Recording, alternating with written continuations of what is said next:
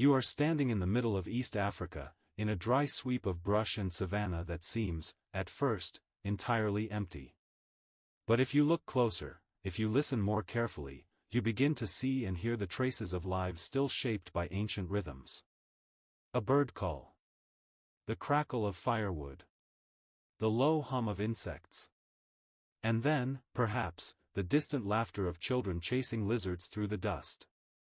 This is the land of the Hadzabe, one of the last remaining hunter-gatherer societies on Earth. Not a romantic survival of the past, not a lost tribe untouched by time, but something quieter, a people who have simply continued, slowly and persistently, while the world shifted around them. To begin this story, we must unlearn the usual pace of history. There are no empires rising or falling here. No monuments, no conquests, no kings. The Hadzabe have left no written records, no architecture of stone or steel. Their story is written instead in plant fibers, in the smoothness of stones, in the blackened ash of cooking fires that have never gone out for thousands of years. The landscape of continuity. Nestled near Lake Eyasi in northern Tanzania, the land of the Hadzabe is one of rolling scrubland, towering baobab trees, and volcanic rock outcroppings that hold the warmth of the sun long into the night. Here, rainfall is irregular. Water must be known by memory. You cannot rely on a well or a pipe, you must know which trees carry water in their trunks, which hidden ravines might hold a trickle after the rains, which signs in the soil hint at buried moisture. The Hadzabe have no crops and no herds. They rely on what the land provides each day, tubers dug from deep underground, berries plucked from thorny bushes, wild honey teased out from hives with smoking torches, and meat from birds, monkeys, and antelope taken with poison-tipped arrows. Their diet is seasonal and dynamic, guided by knowledge passed down through song and story, not scroll or scripture. Even their shelters are temporary, simple windbreaks of branches and thatch, built in hours and abandoned when the food moves on. There are no possessions to carry. The Hadzabe carry knowledge instead, about plants, animals, weather, and human relationships. Language older than time. The Hadzabe language is one of the few remaining click languages in the world. Its soft consonants and rhythmic clicks carry across the dry air like birdsong. Linguists categorize it as an isolate, meaning it is unrelated to surrounding Bantu or Nilotic tongues, suggesting it has ancient roots. In fact, the Hadzabe may be the closest living relatives to the original humans who first walked out of Africa more than 100,000 years ago. Their words do not exist in written form. The knowledge embedded in their language is oral, ephemeral, and yet somehow enduring. How to read the tracks of a porcupine. How to recognize the mood of a baboon troop. How to coax bees into leaving their honey behind. These are not stories written in books. They are repeated in daily practice, murmured around fires, and etched in memory by repetition and necessity. The rhythm of daily life. Each day begins not with alarm clocks, but with light. As the sun rises, the Hadzabe stretch and stir from under thin cloths or animal skins. There is no formal schedule. Men gather bows and arrows, often heading out in pairs or alone to track animals. The arrows, hardened over fire and tipped with a natural poison made from desert rose sap and insect larvae, are deadly in the hands of experienced hunters. Women and children focus on gathering. Tubers are dug with digging sticks sharpened by stone and fire. Berries are sorted by color, smell, and a knowledge that cannot be learned quickly. Some are nutritious, others are deadly. The line is narrow. Yet mistakes are rare. Children are not taught in the classroom sense. They follow, observe, mimic. A girl might learn the location of 100 food-bearing trees by the time she is 6. A boy might know how to track a gazelle by 10. Their education is constant, integrated into living itself. Clothing is simple and often mismatched, cast-offs from modern Tanzanian markets combined with traditional skins or woven items. Footwear is rare. Feet toughen early. A world without ownership. One of the most surprising things about the Hadzabe way of life is their disinterest in property. There are no fences, no herds, no hoarded grain. What is gathered is shared. What is killed is divided. The idea of personal wealth or accumulation carries little weight in a society where mobility is everything. If a hunter kills a large animal, he does not claim it. The meat is shared among all in the camp. If one family finds a tree bursting with baobab fruit, they call others to help gather it. This is not charity, it is necessity. Survival here depends on relationships, not riches. Even tools are shared. Bows and arrows may be crafted by one person and used by another. The Hadzabe believe that when someone is hungry, they have a right to eat. When someone is tired, they have a right to rest. It is a way of life unfamiliar to many modern societies, yet deeply logical in a landscape of shifting scarcity. The threat of change. Despite their endurance, the Hadzabe are not immune to change. In the past century alone, they have lost more than 90% of their traditional land, encroached upon by pastoralist herders, safari tourism, government settlements, and conservation zones that treat wilderness as something separate from human life. Efforts to sedentarize the Hadzabe, to encourage farming, schooling, or permanent homes, have largely failed. The Hadzabe have no interest in plowing the land or building houses. They know the risks of being tied to a single place. Drought, overuse, and conflict follow sedentary patterns. But the pressure continues.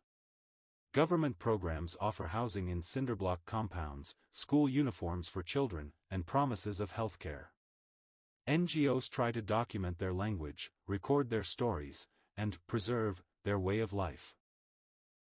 But preservation, to the Hadzabe, can sound uncomfortably like confinement.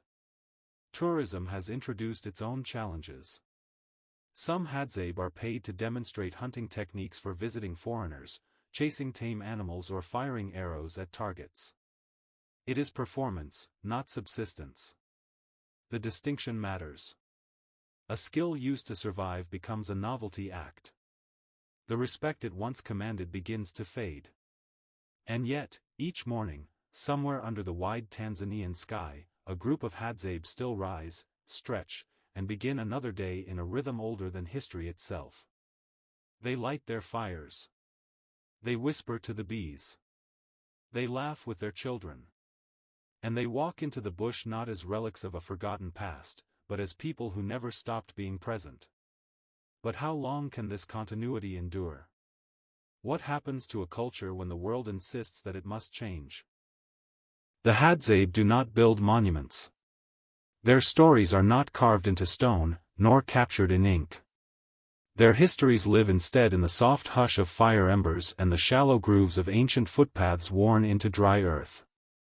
To understand their way of life, you must pay attention to what is not said aloud, what is handed down not in lectures but in gestures, a shared glance between a father and son as they kneel beside a fresh track, a woman humming an old tune that reminds the young ones when to harvest the mangongo nuts and when to let them ripen a few days longer. We ended the last section with a question: how long can this continuity endure? And to answer that, we must first understand the quiet strength behind the Hadzabe's endurance, the transmission of knowledge. For thousands of years, they have relied not on change, but on memory. Theirs is not a history of revolutions. It is a history of listening. The bow and the fire. To a Hadzabe hunter, the bow is not just a weapon. It is an extension of his memory. Each bow is handcrafted from a specific type of wood, often from the conifera tree, known for its flexibility and strength. The process is slow. The wood must be cut, soaked, and shaped over time. Then comes the sinew, strips of animal tendon dried and twisted into string, strong and elastic. The making of a bow is never rushed, because the hunter knows that a bow made in haste may snap in the bush, where failure can mean hunger. Then there are the arrows, and here the knowledge becomes more dangerous. Some arrows are tipped with sharpened bone or metal. These are for small game, birds, rabbits, squirrels. But for larger prey, the Hadzabe use poison. The preparation of this poison is one of the most closely guarded practices in their culture. The toxin is drawn from the larvae of the Diamphidia beetle, found burrowed under certain shrubs. The larva secretes a slow-acting poison, deadly if it enters the bloodstream. A drop the size of a fingernail can bring down a large antelope. The collection process is methodical. The poison is handled with respect, applied carefully to the arrowheads, and stored apart from other tools. Children are warned early, never touch the hunting quiver unless you are told to. There are no manuals, no safety posters, no formal instructors. There is only observation and repetition. Young boys follow older hunters, not speaking much. They learn by doing, how to stalk silently, how to gauge wind direction, how to move like a shadow. The forest becomes a schoolroom without walls. Every tree is a blackboard. Every sound is a lesson. And when a hunt is successful, the knowledge is celebrated not in grand declarations, but in small rituals, the careful skinning of the animal, the distribution of meat by order of age and status, the smoking of excess cuts for preservation. Even the fire used for smoking has its own logic. The type of wood selected, the length of drying, the wrapping of meat in leaves. Everything is done the way it has always been done, not out of stubbornness, but because the method works. Women, roots, and the threads of memory. While the men track and hunt, the women gather. It is tempting, especially from the outside, to view this division of labor as simple or static. But in Hadzabe society, the roles of women are equally complex and equally vital. A full day of honey, side by side with the Hadzabe. 1. First light, 5:30 a.m., waking to wing beats. Dawn in the Lake Iasi basin is violet blue and cold. The Hadzabe fires have burned low during the night, and all that remains are faint red coals in shallow ash pits. Long before the sun edges over the acacia tops, you hear the first click-toned whistles the bushmen trade with a feathered ally, the greater honey guide, indicator. Chick chick chee chee chee. That teasing chatter cuts through the hush and every hunter's head lifts. The bird is announcing it has found a hive, now it wants to hire humans to break it open. 2. The pact with a bird, 6:15 a.m., setting off. No written contract is older than this pact. The Hadzabe give the honey guide the wax and leftover comb, the bird gives the tribe calories they cannot reach without rope ladders or axes. A quick breakfast of baobab fruit pulp and a swig of smoky water from a goatskin bag, and the party of 4 men, 2 boys, and a grandmother, the clan historian, slips into the thorn scrub barefoot. Gear, a single stone-headed axe, 3 sinew-backed bows, a tinder pouch of dried grass, and little else. Navigation, entirely by ear. When the honey guide flits ahead it pauses on a branch, flutters its wings, and calls until the men catch up. If the humans dawdle, it sulks and disappears. 3. Trail craft, 7:30 a.m., reading invisible ink. While following the bird you learn to read an alphabet most outsiders never notice. Sign what it means. A fresh scratch spiraling a baobab trunk. Honey badger tried that hive last night, bees still angry. A damp ash ring at a tree's base. Another Hadzabe clan harvested here 3 days ago. A faint hum at ankle height. Wild apathy scouting new nest sites. The hunt is a moving classroom, children are quizzed in real time. Miss a clue and an uncle taps your shoulder, repeats the click-click for look again. 4. First harvest, 9:45 a.m., bees, smoke and stings. The honey guide finally circles a weather-cracked baobab. The hive entrance is a slit 8 up.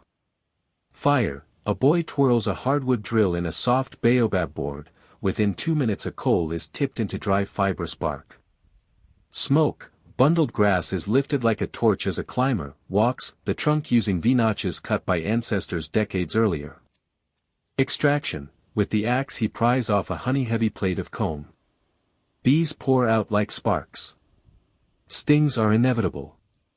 The climber rubs ash onto welts but never curses. The Hadzabe tell children that angry words chase away the honey guide.